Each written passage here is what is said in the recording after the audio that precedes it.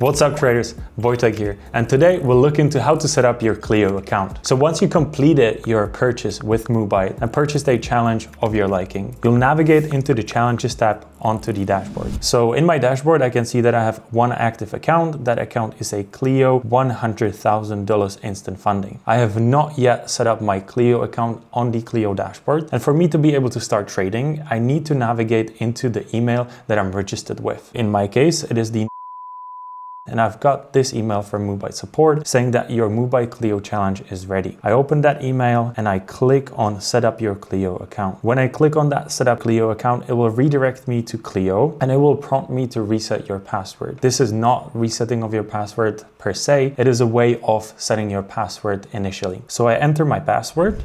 This password can be any password of your liking and I submit that into CLEO.